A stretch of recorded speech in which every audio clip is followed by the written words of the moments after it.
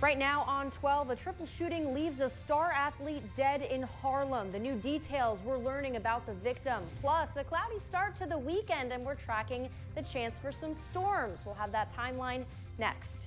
And Jay-Z is in town with historic shows right here in the Bronx. Night one already in the books. We're taking a look at his performance from last night as News 12 The Bronx starts right now. Breaking into our newsroom at this hour, we're learning a former star athlete at a high school here was fatally gunned down during a triple shooting in Harlem last night. Police have identified the victim as 35-year-old Keanu Rochford, a former standout athlete at James Madison High School in Midwood, who later played basketball at Fairleigh Dickinson University. Investigators say Rochford was shot in the head behind 70 Lenox Avenue just after 10:20 last night. A 28-year-old man and 22-year-old woman were also shot, but are expected to recover. FDU paid tribute to Rochford on social media, saying the school is devastated by his death and that he built a lasting legacy on campus.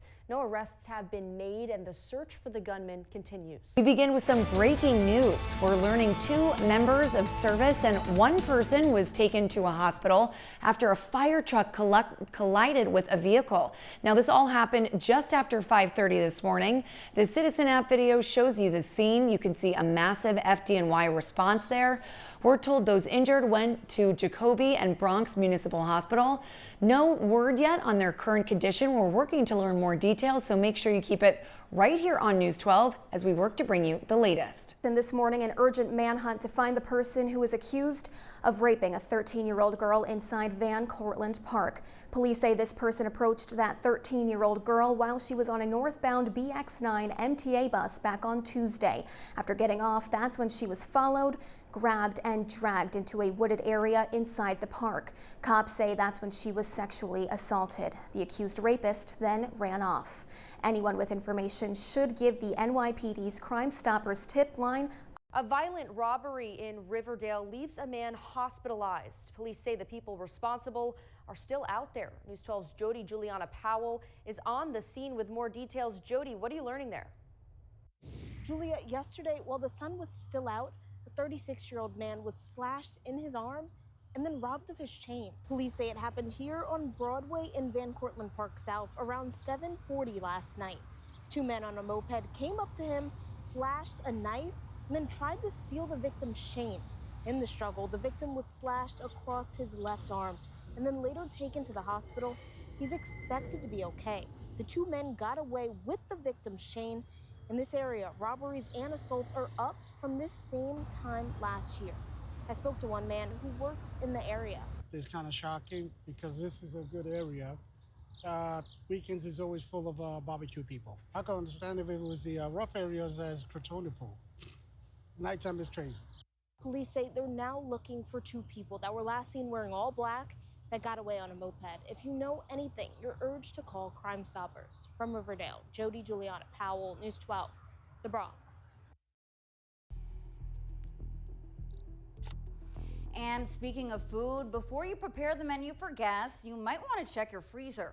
There is a recall alert for a popular dish sold at Aldi. Aldi brand Fuchsia Asian Inspirations Kimchi and Tofu Kimbap is being recalled because it may contain undeclared tuna. Now, we're told that product can pose a health risk for anyone with a fish allergy or severe sensitivity to fish. So far, no illnesses have been reported. The company says the packages have a best if used by date of October 8th, 2027. Now, you can return the item to the store for a full refund. Getting around the Bronx could soon become a lot quicker. Mayor Mamdani and Governor Kathy Hochul unveiled a major plan to speed up bus services across our city with one of the first projects coming here to our borough. The city and state is investing $882 million over the next 5 years to improve service. So the action plan is called Next Stop, and it's going to target 50 bus corridors across the 5 boroughs, with Tremont and Cross Bronx corridor selected as one of the routes for rapid bus service. The investment hopes to shorten commute time by up to 6 minutes each way, improve reliability and accessibility. New York's bus system carries more riders than America's next 4 largest bus systems combined. And those riders commute on the slowest buses in the nation, many of which crawl at an average of 5 miles per hour. Now our streets should work like the working New Yorkers who use them, quickly and efficiently. With this bus action plan, we are taking a huge step towards a future where our buses run as fast as everything else in this city we love. The mayor went on to say that upgrades will also go toward projected bus lanes, all door boarding, and upgrade bus stops. The Department of Transportation and the MTA will begin working on improvements this year with completion in mind by 2028 to 2030. Now to some national news. We're learning U.S. Senator Lindsey Graham has died after a brief and sudden illness. That's according to his office. Graham was elected to the Senate back in 2002 by South Carolina voters. He was campaigning for his 5th term this year. He quickly became one of the Republican Party's leading voices on foreign policy and national security. He was a close ally of President Donald Trump and was known for his views on Iran. Champion. Right now on 12, the New York Knicks are NBA champions, the team winning their first title in more than 50 years. We take a look at the celebration by the team and here in the city. Plus, what began as a night of celebration quickly turned violent after a school bus goes up in flames. How many people were arrested after the Knicks win?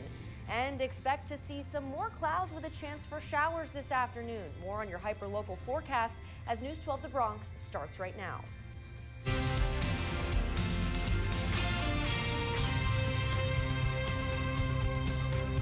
The New York Knicks winning their first NBA championship in more than 50 years. The Knicks beating San Antonio Spurs in Game 5 of the Finals, 94-90.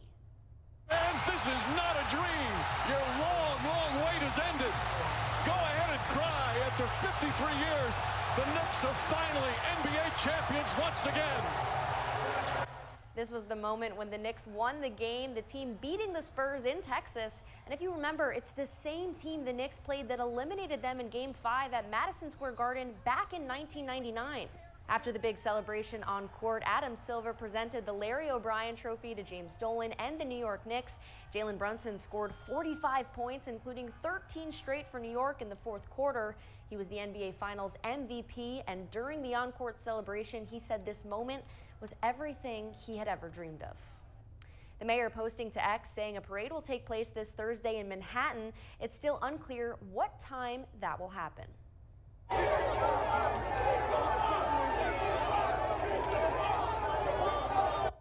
This was taken right outside of Madison Square Garden. Thousands upon thousands of people cheered, danced, even cried a little, and celebrated the win along with the team. And what began as a night of celebration for Knicks fans quickly turned chaotic in parts of Manhattan. Police say the historic finals win was followed with arrests, violence, fires, and more. News 12's Jody Juliana Powell is at the Alert Center breaking down the latest details from police. Jody. Yes, Julia, the first finals win in more than 5 decades has everyone, including myself, cheering the team on, wearing orange and blue. But last night, supporting the team for some in the area of MSG meant violence, vandalism, and chaos. Police say 63 people were arrested in connection to the Knicks celebration. Take a look at the flames engulfing this school bus. This and 4 others were destroyed, and they were being used to transport people to MetLife Stadium. In this crowd, a 17-year-old was shot at 43rd Street and Broadway. He's expected to live, but police say because of the crowds, there was difficulty for an ambulance to get him to the hospital. Large fights broke out and 4 stabbings. It did not stop. Multiple cars, including 5 NYPD patrol cars, were badly damaged with the windows shattered and people jumping on the cars. Days ago, the NYPD announced extra shifts for officers to combat the crowds, but it was no match for the crowded streets where people lit fireworks and climbed to any high surface they could find, including traffic lights and scaffolding. 10 police officers were hurt in the madness. One of them punched in the face and another struck with a glass bottle. Dozens of people charged last night with assault on an officer, possession of a weapon, disorderly conduct, just to name a few of those charges. Now, the mayor announced last night that the ticker tape parade will be on Thursday, and hopefully the celebration is remembered for the team's success and not the rowdy behavior by fans that happened last night. At the Alert Center, Jody Juliana Powell, News 12, the Bronx. Jody, thank you. Let's switch gears now. We are on storm watch. We're expecting potential storms later this evening. Let's check in With dangerous heat continuing across our city, the Department of Social Services is working to protect vulnerable New Yorkers, especially older adults and people experiencing homelessness. The department has deployed multiple cooling vans operated by New York City Health and Hospitals, where outreach teams are providing wellness checks, medical care, and meals, as well as other services. The department's commissioner, Erin Dalton, says just yesterday during the hottest times from noon to 8, more than 1,300 vulnerable New Yorkers were able to get help and connect to resources. Dalton says the city's response is ongoing and shares how New Yorkers can step in to help.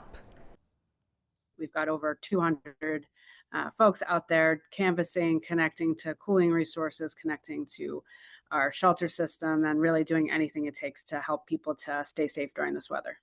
We were really concerned about encouraging people to check on older adults, whether it's your own family member or somebody down the hall from you. And when it comes to people who are outside, please do call 311 and we will send the fastest responder who can be there to make sure people are doing okay. After an electrifying first night, Jay-Z returned back to Yankee Stadium for night 2 of his historic anniversary concert series. Last night's celebration shined a light on the 25-year anniversary of Blueprint, which many of fans consider one of the greatest rap albums of all time. His guest list did not disappoint for the special event. He brought out Pharrell for 3 tracks, Excuse Me Miss, Frontin' and Allure. Eminem was also in the building to perform Renegade and Lose Yourself. Slick Rick was also there. The Blueprint album was released back in 2001.